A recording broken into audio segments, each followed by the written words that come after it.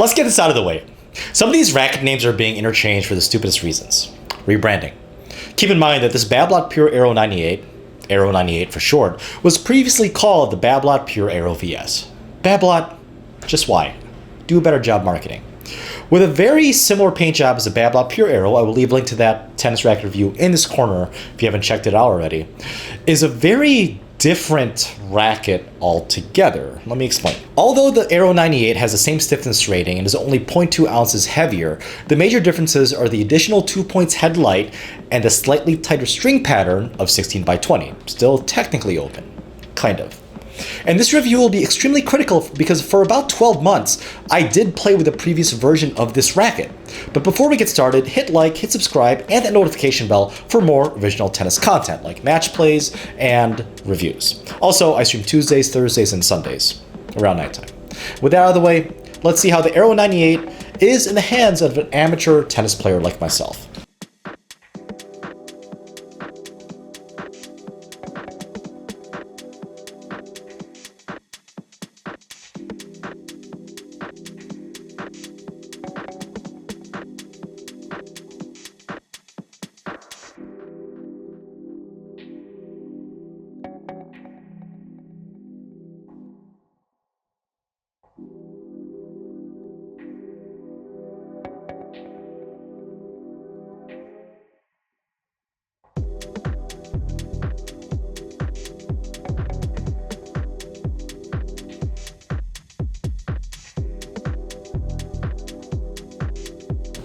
Without a doubt, this is the quickest racket I've ever played with.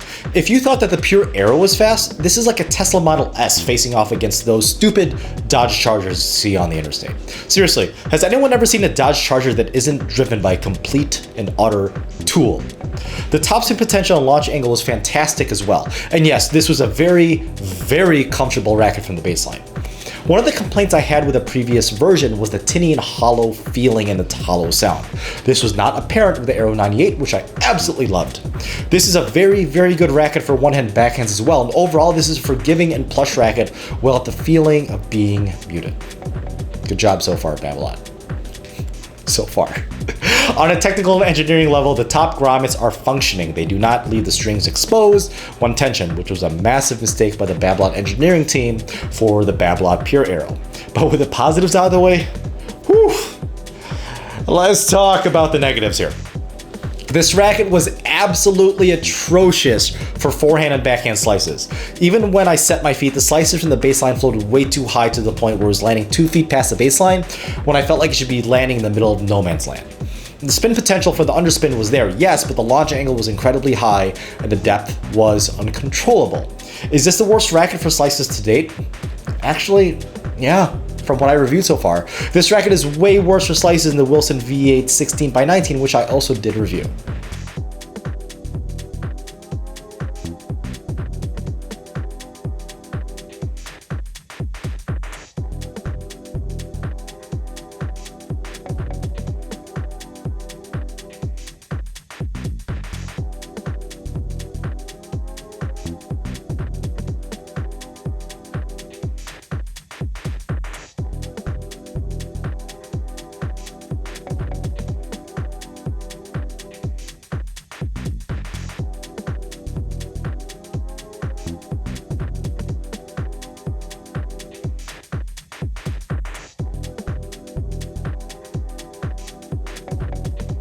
At the net, this racket continued to be a quick draw type of weapon. Anything from reaction volleys, volley wars when everybody's at the net, or just defending yourself from a weak double serve from your partner, I'm looking at you, Brian, was a joy to maneuver at the net.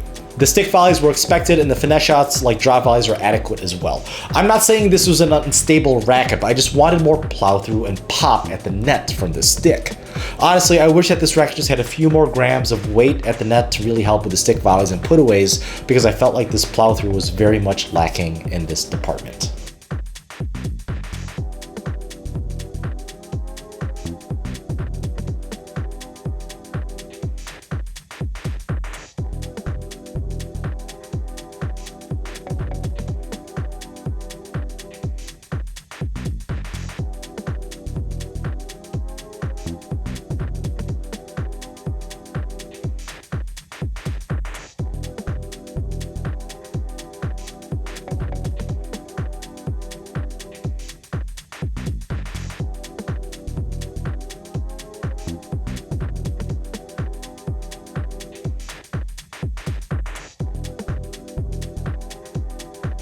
Without a doubt, this is one of the top rackets I've tested for kick serves. I was able to really make the ball dance awkwardly and out of my opponent's strike zones with this racket.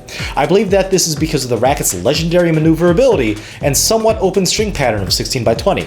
I even had a few aces on the ad side with kick serves because it took a funny dip and whizzed through the air. Sorry, Nick, had to plug you in there somewhere.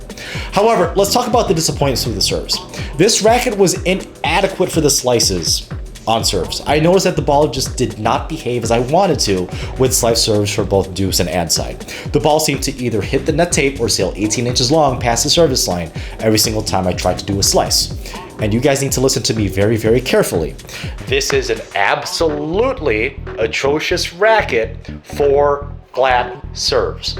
No matter how much you want to dial in with a flat serve, the response will be random, like your girlfriend's logic. Literally, about 75% of the flat serves are landing in no man's land, closer to the baseline than the service line.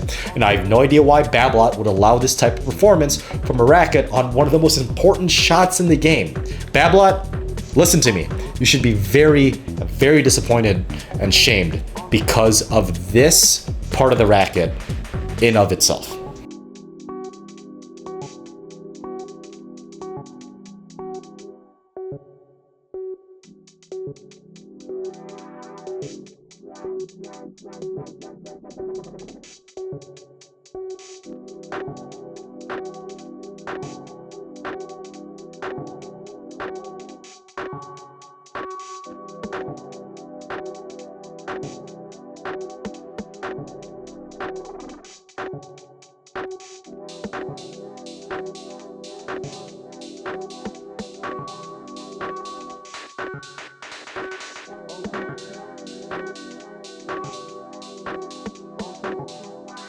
Yes, this racket is quick, and that's literally the only positive I could say about this racket for service returns. Without a doubt, this is a horrible, horrible racket for serve returns. Every block return either landed short or was halfway to Narnia when it landed. And the worst part is, when I tried to rip a drive return, I felt zero connection whatsoever. The ball could either hit the tarp or the fence on the fly, or the ball could hit the middle of the net, and I felt no difference whatsoever between the two. Babolat, what the hell are you thinking with this racket?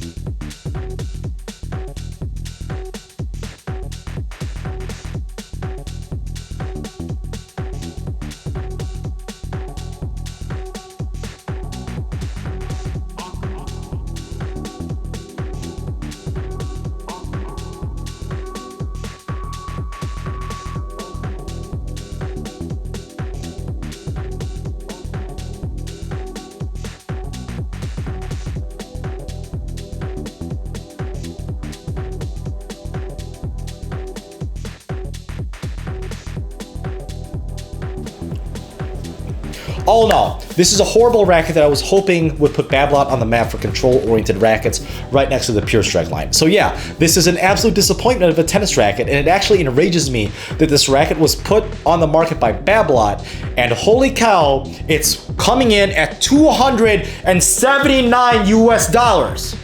This racket is an absolute ripoff. I wouldn't even pay $150 for this Walmart tennis racket. But then again, these are just my unbiased opinions, but I want to know what you guys think. Did you guys demo this new abomination from Babolat? If so, did I hit some points on the head, or did I just completely miss the mark? Leave a comment down in the section below. Better yet, join my Discord where over 1,500 daily members are talking about all things tennis. We even have some discount codes for online retailers so you guys could save money.